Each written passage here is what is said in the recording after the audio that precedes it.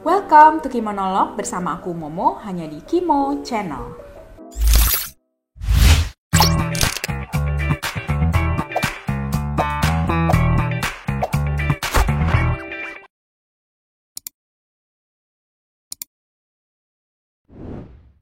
Kimonolog ini adalah segmen baru kita di Kimo Channel yang ngebahas beragam fenomena kehidupan kita sehari-hari, terutama kita-kita yang dalam usia produktif. Tujuannya supaya kita bisa sama-sama belajar dari pengalaman hidup aku, kamu, dan orang lain di sekitar kita. Yuk, langsung aja kita masuk ke topik kita kali ini, Sandwich Generation antara bakti dan makan ati.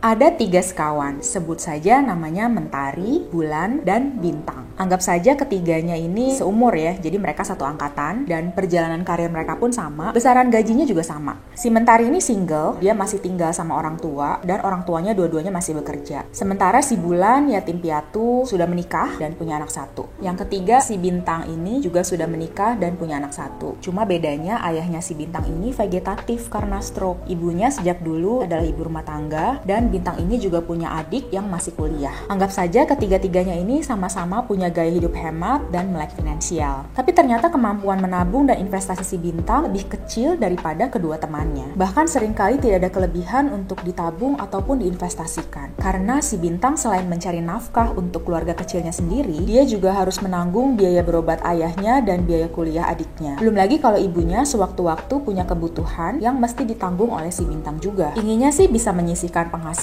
supaya bisa menabung untuk dana darurat ataupun dana pensiun. Namun apa daya, kebutuhan keluarga seakan tak ada habisnya. Emang nasib jadi generasi sandwich. Dari mana sih sebetulnya istilah generasi sandwich itu berasal? Pada tahun 1981, Dorothy Miller mempublikasikan sebuah artikel dalam Social Work Journal terbitan Oxford University Press yang berjudul The Sandwich Generation: Adult Children of the Aging. Dalam artikelnya disebutkan bahwa anak-anak dewasa dari orang tua yang sudah lanjut usia, banyak yang mengalami stres atau tekanan akibat terjepit di tengah-tengah. Jadi seperti daging ham di antara 2 roti sandwich, karena harus menanggung kehidupan 2 generasi, yaitu generasi di atasnya atau orang tuanya, dan juga generasi di bawahnya atau anaknya. Mereka yang berada di posisi ini harus menanggung biaya hidup orang tua, anak, dan dirinya sendiri. Mengapa generasi sandwich ini bisa muncul khususnya di Indonesia? Angka harapan hidup orang Indonesia terus meningkat seiring dengan peningkatan kualitas kesehatan. Menurut Lokadata, tahun 60-an, orang Indonesia rata-rata bisa hidup hanya sampai usia 47 tahun. Sedangkan di tahun 2018, orang Indonesia bisa hidup rata-rata sampai usia 72 tahun. Sementara rata-rata usia pensiun saat ini adalah 55 sampai 65 tahun. Sehingga masih ada rentang usia yang harus dijalani setelah masa pensiun. Berdasarkan hasil survei ekonomi nasional BPS tahun 2017, mayoritas lansia masih tinggal bersama dalam bentuk 3 generasi. Persentase lansia tinggal bersama 3 generasi ini kurang lebih sama, baik di kota sebanyak 36% dan di desa sebanyak 35%. Budaya Asia banyak mengajarkan kita untuk selalu menghormati orang tua dan membalas jasa karena mereka telah melahirkan dan membesarkan kita. Ini sebetulnya hal yang baik. Namun di sisi lain, kebanyakan orang tua di Indonesia, zaman dulu apalagi, merasa bahwa perintah dan perkataannya itu harus selalu dituruti meskipun anaknya sudah berumur dewasa. Jika menolak atau tidak setuju, maka anak dianggap tidak menghormati atau durhaka. Bahkan kadang juga ditambahi wejangan bahwa anak yang tidak menghormati orang tua dan tidak nurut sama orang tua akan kena karma dari keturunannya. Serem juga ya. Faktor itulah yang menyebabkan peluang terbentuknya generasi sandwich semakin besar. Menurut Bintang, jadi generasi sandwich itu banyak gak enaknya. Gak cuma persoalan susah menabung aja, tetapi banyak hal yang mesti ikut dia pikirkan. Contohnya, waktu ayahnya pertama kali kena stroke, si Bintang mau gak mau harus ikut putar otak nih. Gimana caranya dia membiayai pengobatan ayahnya yang tiba-tiba muncul ini biaya dan besar pula. Terlebih lagi ayahnya selama ini tidak punya asuransi. Lalu sewaktu adiknya mau masuk kuliah, lagi-lagi si Bintang harus ikut campur dalam memilih kampus yang bagus, namun biayanya masih terjangkau sama penghasilannya. Pokoknya dia mesti benar-benar berhemat dan pintar mengatur skala prioritas keuangan. Seringkali dia terpaksa menunda atau mengorbankan kebutuhan pribadinya demi memenuhi kebutuhan anggota keluarga lainnya. Sebetulnya nggak hanya di zaman sekarang aja generasi sandwich itu ada. Sejak zaman bapak ibu kita atau kakek nenek kita dulu pun fenomena ini sudah terjadi. Hanya saja belum ada nama istilahnya. Biasanya fenomena ini diturunkan dari generasi ke generasi hingga menjadi lingkaran setan kejahatan yang terus berulang dan dinormalisasi oleh generasi-generasi berikutnya. Aku yakin bahkan sampai sekarang pun masih banyak anak-anak muda yang mengadopsi pemikiran kuno dan terjebak dalam lingkaran setan tersebut. Makanya aku mau sharing pendapatku gimana caranya memutus lingkaran setan generasi sandwich buat kebaikan kita dan generasi-generasi yang akan datang. Supaya fair, aku akan beropini dari dua sudut pandang, yaitu sudut pandang kita sebagai orang tua dan sudut pandang kita sebagai anak.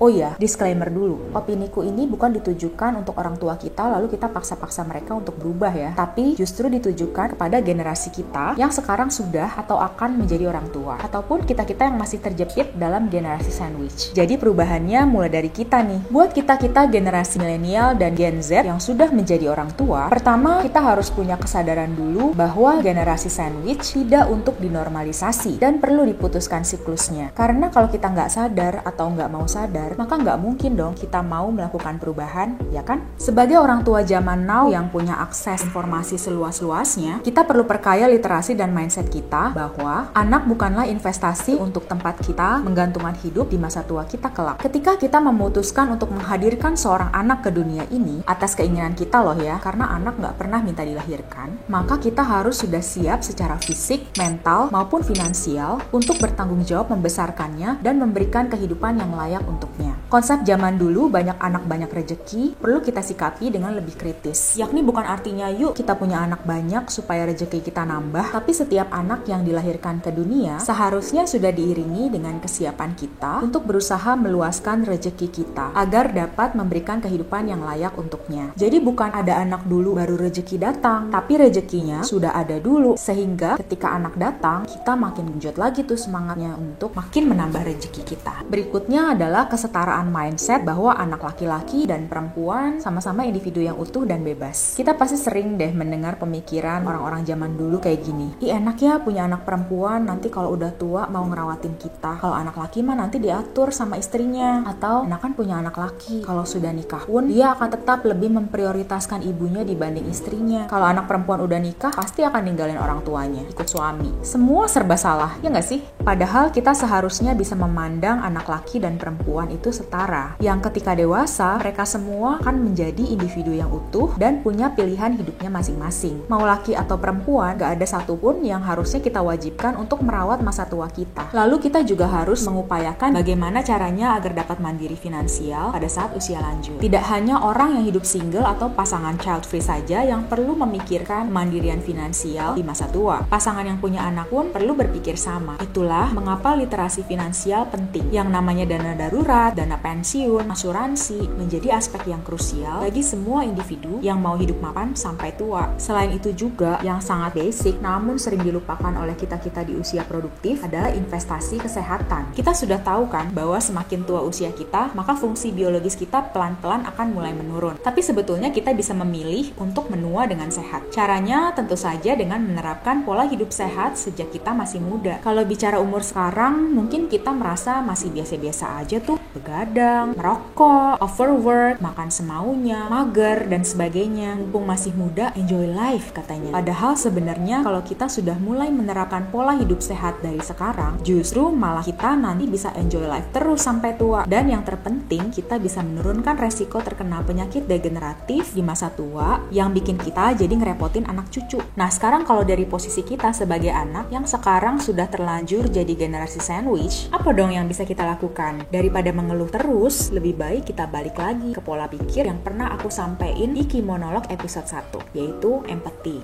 Ingat bahwa orang tua kita di zaman dulu pastinya nggak punya akses edukasi yang mumpuni soal financial planning. Boro-boro mau edukasi ya, nyari uang zaman dulu itu konon susah guys. Bisa bertahan hidup aja udah syukur ya. Jadi kita nggak perlu habiskan energi untuk mengubah mindset, apalagi gaya hidup orang tua kita. Fokus aja sama hal-hal yang bisa kita kendalikan saja. Yang jelas berbakti kepada orang tua adalah hal yang benar untuk dilakukan. Namun, lakukanlah dengan ikhlas dan sesuai kemampuan kita. Bukan karena terpaksa atau gara-gara takut dicap durhaka. Yang sering kali dilupakan oleh generasi sandwich juga adalah penuhi kebutuhan diri sendiri dulu, baru bantu orang lain. Jangan memaksakan diri karena takut dicap durhaka atau dianggap tidak berbakti kepada orang tua. Selalu ada banyak cara untuk berbakti kepada orang tua selain support finansial. Terus kalau orang tuanya toksik gimana? Yes, memang ada juga orang orang tua toksik yang menelantarkan anak waktu kecil, tapi ketika anaknya dewasa dan sudah berhasil, malah membebani anak dengan minta-minta uang terus. Jika demikian, yang ada rasa ingin berbakti kepada orang tua sudah luntur duluan, ya nggak sih? Dan lagi-lagi itu bukan kesalahan kita, guys. Mulia sekali kalian yang masih punya niat dan ikhlas untuk menghadapi orang tua toksik. Salut. Aku yakin kalian akan dibalas dengan rejeki yang berlipat-lipat sama Tuhan. Lalu kita juga harus realistis dong, guys. Sebagai generasi sandwich yang menanggung kebutuhan seluruh keluarga, kita pastinya perlu dong meningkatkan pemasukan kita supaya bisa cukup untuk semuanya, termasuk untuk nabung dan juga mempersiapkan dana darurat dan dana pensiun. Kita mesti punya mindset untuk berkembang terus. Emang sih kerjaan yang nyaman itu kadang-kadang tidak dibarengi dengan progres karir dan penghasilan yang cepat. Malah kadang kerjaan yang kurang enak menurut kita, kadang progres karir dan pendapatannya malah bagus. Syukur-syukur kalau bisa dapat keduanya. Tapi kalaupun enggak, choose your own heart aja, guys. Kalau aku pribadi, aku pilih yang progres karirnya cepet walaupun harus sering-sering keluar dari zona nyaman. Kalau kalian gimana? Tapi kalau kalian beda sama aku, kalian merasa lebih cocok dengan pekerjaan yang sekarang udah nyaman, tapi penghasilannya sayang sekali masih stagnan dan progres karirnya juga biasa-biasa aja, kalian masih punya opsi kok, bisa dengan menambah penghasilan sampingan. Pokoknya, kalau mindset kita adalah mencari solusi, ini balik lagi ya ke Kimonolog episode 1, gak ada satupun di dunia ini yang gak bisa kita lakukan, guys. Tapi kalau kita mindsetnya korban dan ngeluh terus, jalan keluarnya ya makin susah lagi, guys. Gitu deh kira-kira pendapatku. Kalau kalian ada yang punya masukan atau pendapat lainnya tentang bagaimana caranya kita memutus lingkaran setan generasi sandwich, boleh banget komen di bawah ya, guys. Atau kalau kalian punya ide-ide lain yang menarik untuk dibahas di Kimonolog, juga boleh komen di bawah. Oke, demikianlah sharingku di Kimonolog episode kali ini, dan sampai ketemu di Kimonolog episode selanjutnya. Bye-bye, stay safe and healthy ya, guys.